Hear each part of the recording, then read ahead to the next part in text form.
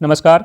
GK quiz tracker में आपका स्वागत है। आज हम प्राचीन भारत के अंतर्गत गौतम बुद्ध से संबंधित प्रश्न हल करने वाले हैं और साथ में ही आपको कई फैक्ट देंगे जो आपके एग्जाम के पर्पज से काफ़ी महत्वपूर्ण होंगे। तो आइए शुरू करते हैं महत्वपूर्ण प्रश्नों की श्रृंखला। तो आज का पहला प्रश्न है, गौतम बुद्ध का जन्म कब हुआ था? देखिए, गौतम बुद्ध के बारे में कुछ फैक्ट हैं जो आप जान लीजिएगा। जो बुद्ध थे, तो बुद्ध के बारे में सबसे पहले तो आप ये जानेंगे कि ये जो इनका जन्म है ये 563 ईसा पूर्व में हुआ था। साथ में आप ये भी याद रखेंगे इनका जो जन्म स्थान है ये कहाँ पर है? ये है एक जगह है लुम्बिनी। क्या नाम है? लुम्बिनी कपिलवस्तु का एक स्थल था। कपिलवस्तु एक राज्य था उस समय जिसका एक स्थल था लुम्बिनी। तो ये इनका जन्म स्थान है लुम्बिनी में। ठीक है। इनके पिता का नाम आपसे पूछा जा सकता है, तो इनके पिता का नाम था क्या? शुद्धोधन। क्या नाम था? शुद्धोधन। ठीक है। शुद्धोधन ये शाक्यगढ़ के मुखिया थे, तो आप ये भी याद रखेंगे। माता की अगर हम बात करें तो इनकी माता का नाम महामाया था। क्या नाम था? महामाया।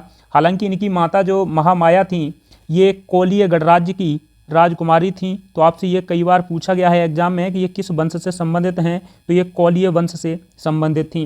हालांकि बुद्ध के जन्म के 7 दिन बाद महामाया यानी इनकी माता की मृत्यु हो जाती है। तो इनका जो लालन पालन या पालन पोषण किया था वो किया था इनकी मौसी प्रजापति गौतमी ने। ठीक है, कि किसने किया था? प्रजापति गौतमी, जो इनकी मौसी थी। ठीक है, मौसी बोल दीजिए या फिर और कुछ भी बोल सकते हैं। ठीक है। तो इनकी जो प्रजापति गौतमी इनकी मौसी थी, इनने क्या किया? इनका पालन पोषण किया। आगे चल कर के इनकी शादी 16 वर्ष की अवस्था में हो जाती है। उनकी पत्नी का नाम यशोधरा है। ठीक है, यशोधरा से इनकी शादी 16 वर्ष की उम्र में हो जाती है, जिनसे एक पुत्र का जन्म होता है जिसका नाम राहुल रखा जाता है। तो ये जो है इनका पारिवारिक मामला था। आगे चल के हम बात करते हैं इनके जो प्रथम गुरु माने गए हैं उनका नाम था आलार कलाम। ठीक है, आलार कलाम इनके प्रथम गुरु थे। इनसे इन्होंने सांख्य दर्शन की शिक्षा ली थी। ठीक है, किसकी? सांख्य दर्शन की शिक्षा ली। तो ये इनके प्रथम गुरु हुए। आपसे ये भी पूछा जा सकता है। अब इनकी बात करते हैं मृत्यु की। तो इनकी जो मृत्यु है ये होती है कब? 483 ईसा पूर्व में। ठीक है, कहाँ पर होती है? तो एक स्थल है कुशीनगर। ये कहाँ है? देवरिया उत्तर प्रदेश में। ठीक है, देवरिया उत्तर प्रदेश में इनकी मृत्यु हो जाती है। तो आप इतने फैक्ट याद रखेंगे।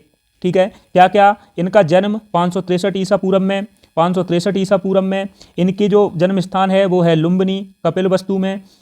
इनके पिता का नाम शुद्धोधन, माता महामाया किस वंश की थी? कोली वंश की। ये किस गढ़ के थे? तो शाक्य वंश के या शाक्य गढ़ के। ठीक है, मुखिया। तो आप ये भी याद रखेंगे क्योंकि ये भी बनता है प्रश्न। तो शाक्यगढ़ के मुखिया ये कोलीय वंश की राजकुमारी थी। बुद्ध का जो पालन पोषण है इनकी मौसी प्रजापति गौतमी ने किया था। बुद्ध की जो पत्नी है 16 वर्ष की अवस्था में इनकी शादी यशोधरा से हो जाती है, जिनसे एक पुत्र की प्राप्ति होती है राहुल। इनके प्रथम गुरु आलार कलाम हुए। ठीक है, प्रथम गुरु आलार कलाम हुए। इनकी मृत्यु कुशीनगर देवरिया उत्तर प्रदेश में 483 ईसा पूर्व में हो जाती है। ठीक है, चलिए अब देखते हैं अगला प्रश्न। अगला प्रश्न है, गौतम बुद्ध की माँ किस वंश से संबंधित थी? तो इसको मैं पहले ही बता चुका हूँ किस वंश की थी। तो ये थी कोलीय वंश की राजकुमारी। ठीक है, कोलीय वंश से संबंधित थी गौतम बुद्ध की माँ। अगला प्रश्न देखते हैं। तो देखिए, अगला प्रश्न है, गौतम बुद्ध के बचपन का नाम क्या था? ये काफ़ी पूछा गया है, तो आप ये याद रखेंगे। क्या याद रखना है? गौतम बुद्ध, इनके बचपन का नाम अगर बात की जाए तो क्या था? इनके बचपन का नाम था सिद्धार्थ। क्या नाम था? सिद्धार्थ। साथ में ही आप ये भी याद रखेंगे कि इन्हें वर्तमान में भी क्या कहा जाता है? तो एशिया का ज्योति पुंज। क्या कहा जाता है? एशिया का ज्योति या एशिया की ज्योति या एशिया का ज्योति पुंज जो है ये महात्मा बुद्ध को कहा जाता है। अगर आपसे अंग्रेजी में पूछे तो लाइट ऑफ एशिया। ठीक है, लाइट ऑफ एशिया इन्हें कहा जाता है। ज्ञान प्राप्ति के बाद में बुद्ध को कहा गया था, क्या कहा गया था? ज्ञान प्राप्ति के बाद में बुद्ध को जो है ये कहा जाता है, जो सिद्धार्थ थे पहले वो अब क्या बन गए? बुद्ध बन गए। क्या बन गए? बुद्ध बन गए, गौतम बुद्ध बन गए। ठीक है, फिर इन्हें शाक्य मुनि भी कहा गया। क्या कहा गया? शाक्य मुनि भी कहा गया। साथ में ही तथागत भी कहा गया। तो ये कुछ नाम से संबंधित फैक्ट थे जो आपके प्रश्न में बन सकते हैं, तो आप इन्हें याद रखिएगा। इस प्रश्न का राइट आंसर सी है। अगला प्रश्न देखते हैं। अगला प्रश्न है, निम्न में से किस स्तंभ लेख से यह जानकारी मिलती है कि गौतम बुद्ध का जन्म लुम्बिनी में हुआ था। देखिए, दो स्तंभ लेख मान लीजिए आपको याद रखना है। एक तो है कैंटोन अभिलेख, क्या नाम है, कैंटोन अभिलेख या फिर कैंटोन स्तंभ लेख, जो भी है ये किसका है, ये चीन का है। तो इससे हमें गौतम बुद्ध के जन्म और मृत्यु दोनों के बारे में कुछ जानकारियां मिलती हैं, ठीक है। साथ में ही आपको याद रखना है रूमिनदेई स्तंभ लेख। कौन सा, रूमिनदेई स्तंभ लेख। ये जो स्तंभ लेख है, ये किसका है, सबसे पहले तो आप ये याद रखेंगे मौर्य सम्राट अशोक का है। किसका है, मौर्य सम्राट अशोक, ठीक है, मौर्य सम्राट अशोक का ये स्तंभ लेख है। हुआ क्या था, अशोक ने जो राज्याभिषेक हुआ था आप सभी को पता होगा, ठीक है, 269 ईसा पूर्व में जब वो राजगद्दी पर बैठा, उसके 20 वर्ष बाद, ठीक है, राज्याभिषेक के 20 वर्ष बाद वह लुम्बिनी पहुंचा। कहाँ पहुंचा, लुम्बिनी में पहुंचा। लुम्बिनी में गया था, जहां पर अशोक ने क्या किया था, जहां पर अशोक ने इस स्थल की, ठीक है, गौतम बुद्ध के जन्म स्थान लुम्बिनी पर पूजा की। क्या किया, पूजा की, ठीक है। और इस क्षेत्र को, लुम्बिनी के जो क्षेत्र था उसको कर मुक्त करने की घोषणा की, ठीक है, कर मुक्त की घोषणा ये अशोक ने की थी। किस अभिलेख की बात कर रहे हैं, तो स्तंभ लेख की बात कर रहे हैं। रूमिनदेई स्तंभ लेख में ये दिखाया गया है, लिखा गया है, तो ये आप याद रखेंगे। चलिए अगला प्रश्न देखते हैं। अगला प्रश्न है, महात्मा बुद्ध का प्रथम उपदेश क्या कहलाता है। देखिए, महात्मा बुद्ध को आप सभी जानते हैं, जो प्रथम उपदेश है वो कहाँ दिया था, सारनाथ में दिया था, ठीक है। तो इसे क्या कहा गया है, तो बौद्ध धर्म में कुछ महत्वपूर्ण शब्द हैं जिनका मतलब आज निकाल लेते हैं। जैसे महाविनिष्क्रमण है, तो महाविनिष्क्रमण किस घटना को कहते हैं, ये जो बुद्ध थे, बुद्ध के जो गृह त्याग था उस घटना को ये क्या कहते हैं, महाविनिष्क्रमण कहा जाता है। बुद्ध ने 29 वर्ष की अवस्था में गृह त्याग किया था, तो आप ये याद रख सकते हैं, ठीक है। और इस घटना को क्या कहा गया है, महाविनिष्क्रमण। वहीं अगर हम धर्म चक्र प्रवर्तन की बात करें, तो ये जो महात्मा बुद्ध का प्रथम उपदेश था उसको क्या कहा गया है, बौद्ध धर्म में उसे धर्म चक्र प्रवर्तन ये कहा गया है। तो बुद्ध ने जो है अपना प्रथम उपदेश दिया कहाँ था, ये दिया था सारनाथ में, ठीक है, जिसे ऋषिपत्तनम भी कहते हैं। तो ये जो है ऋषिपत्तनम या सारनाथ में इन्होंने अपना प्रथम उपदेश दिया था। किसको दिया था, तो वही 5 ब्राह्मण सन्यासियों को दिया था, ठीक है, जो उनके पहले साथी रहे थे। इतना आप याद रखेंगे। साथ में आप ये भी याद रखेंगे कि जो निर्वाण है, बौद्ध धर्म में निर्वाण किसको माना गया है, निर्वाण किसे कहा गया है, तो जो तृष्णा है, इच्छा है, ठीक है, तृष्णा या इच्छा, उसके क्षीण हो जाने की, क्षीण या बिल्कुल खत्म हो जाने की, ठीक है, हो जाने की अवस्था को क्या कहा गया है बुद्ध धर्म में, ये निर्वाण कहा गया है। तृष्णा मतलब इच्छा समझिए, क्षीण मतलब खत्म, ऐसे समझिए कि इच्छा के खत्म हो जाने की अवस्था। जो हमारे मन में बार बार इच्छाएं आती रहती हैं, हमारे पास गाड़ी होना चाहिए, ये होना चाहिए, वो होना चाहिए, ये सब जो खत्म हो जाए जब अंदर से, तो उस अवस्था को निर्वाण कहा गया है। वहीं हम महानिर्वाण की बात करें तो महानिर्वाण बौद्ध धर्म में, महानिर्वाण जो है, महापरिनिर्वाण बौद्ध धर्म में बुद्ध जो थे उनकी जो मृत्यु हुई थी 483 ईसा पूर्व में, उस मृत्यु को क्या कहते हैं बौद्ध धर्म में, महापरिनिर्वाण कहते हैं। ये कहाँ हुई थी, तो आप ये भी याद रखेंगे, कुशीनगर उत्तर प्रदेश, देवरिया उत्तर प्रदेश में जो है महात्मा बुद्ध की मृत्यु हो जाती है। तो इस प्रश्न का राइट आंसर आप समझ गए होंगे, बी है। चलिए अगला प्रश्न देखते हैं। अगला प्रश्न है, गौतम बुद्ध ने अपना प्रथम उपदेश कहाँ दिया था। तो इससे पहले हम बात कर चुके हैं, ये कहाँ दिया था, सी अर्थात सारनाथ में, जिसे क्या कहा गया है, आपको ऑप्शन में ऋषिपत्तनम भी मिल सकता है, तो आप ये भी याद रखेंगे, ठीक है, ऋषिपत्तनम भी मिल सकता है, तो आप ये याद रखेंगे। देखिए, बुद्ध का जो प्रथम उपदेश था, प्रथम उपदेश, एक तो आपसे ये पूछा जा सकता है, दूसरा आपसे ये पूछा जा सकता है कि सर्वाधिक उपदेश कहाँ दिए थे, ठीक है, सर्वाधिक उपदेश कहाँ दिए थे, आपसे ये भी पूछा जा सकता है। साथ में ये भी पूछा जा सकता है कि प्रथम उपदेश किसे दिया था, प्रथम उपदेश किसे दिया था। ठीक है, साथ में आपसे ये भी पूछा जा सकता है कि अंतिम जो उपदेश था वो किसे दिया था। ये कुछ प्रश्न हैं, सीधे सीधे आपको एग्जाम में मिलेंगे, तो आप इन्हें याद रखें। क्या याद रखना है? प्रथम उपदेश था, ये हुआ था सारनाथ में। ठीक है, जिसे क्या कहा गया है? ऋषिपत्तनम भी कहते हैं। दूसरा है सर्वाधिक उपदेश इन्होंने कहाँ पर दिए थे? तो आप जानते हैं कौशल एक राज्य था, कौशल राज्य की राजधानी थी श्रावस्ती।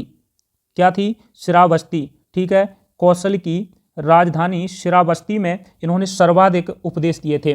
ठीक है, साथ में आप ये भी याद रखेंगे प्रथम जो उपदेश दिया था ये किसे दिया गया था? उन्हीं 5 ब्राह्मण साथियों को जो उनके साथ में पहले रहे हैं। ठीक है, पहले रहे हैं, उन्हीं 5 ब्राह्मण सन्यासियों को इन्होंने प्रथम उपदेश दिया था। अंतिम उपदेश किसे दिया गया था? तो आपसे ये भी पूछा गया है एग्जाम में कई बार, तो ये आप याद रखेंगे सुभद्र। ठीक है, क्या नाम था? सुभद्र। सुभद्र को इन्होंने अंतिम उपदेश दिया था। ये कहाँ दिया था अंतिम उपदेश? तो ये दिया था कुशीनगर में। ठीक है, ये भी आपसे पूछा जा सकता है, तो आप ये फैक्ट थे जो आप याद रख सकते हैं। चलिए अगला प्रश्न देखते हैं। अगला प्रश्न है गौतम बुद्ध के संबंध में निम्न में से कौन सा सही सुमेलित नहीं है? तो देखिए इनका जो जन्म है, क्या इनका जन्म लुम्बिनी में हुआ था? तो ये बिल्कुल सही है, कपिलवस्तु की लुम्बिनी। ठीक है, कपिलवस्तु के एक स्थान था लुम्बिनी जहाँ पर इनका जन्म हुआ था। ये कहाँ पर है? नेपाल में है। तो आप ये भी याद रखेंगे, आपसे पूछा जा सकता है।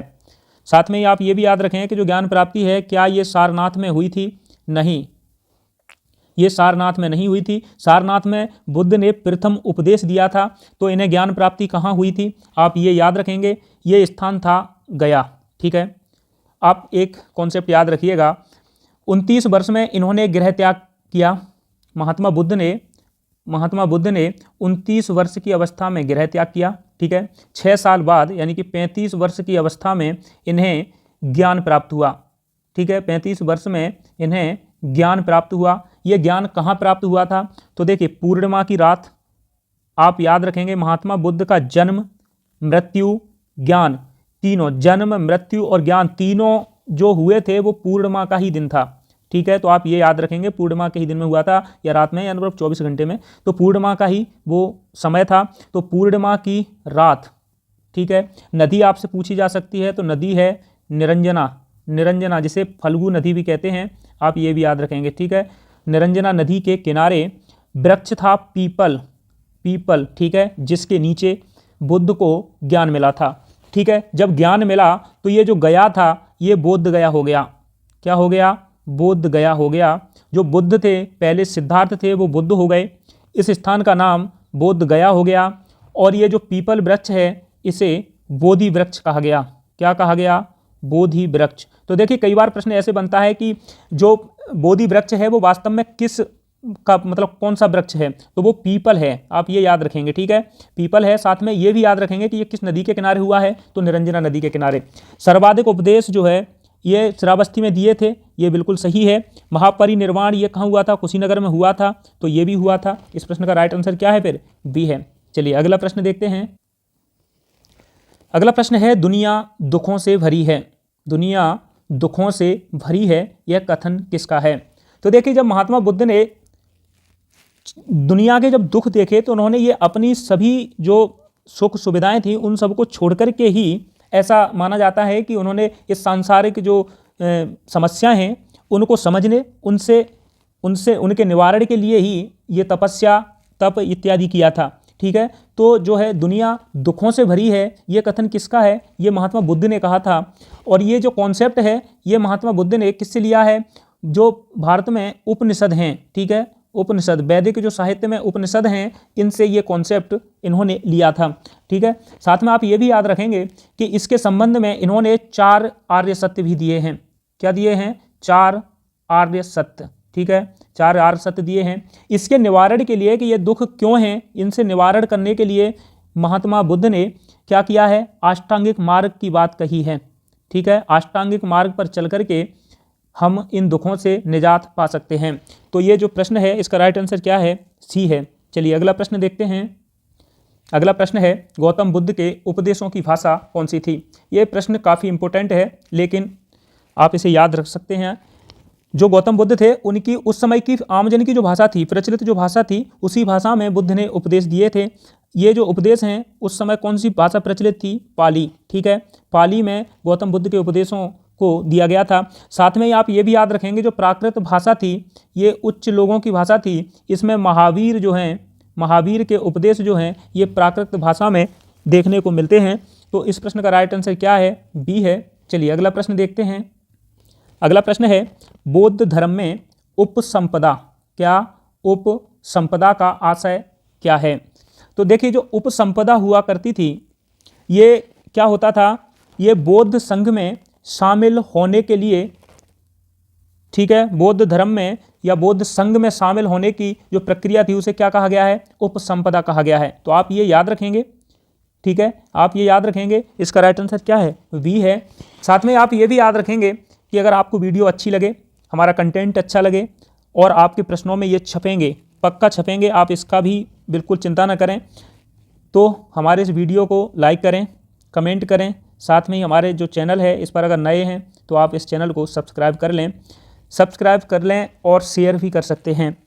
हम जो भी महात्मा बुद्ध के बारे में या गौतम बुद्ध के बारे में अन्य कुछ महत्वपूर्ण फैक्ट हैं उनसे संबंधित जो भी समितियां या सम्मेलन हैं उन सभी को और अन्य संबंधित फैक्ट जो आपके एग्जाम में आज तक बने हैं या बनेंगे उन सभी को हम अगली वीडियो में कवर करेंगे।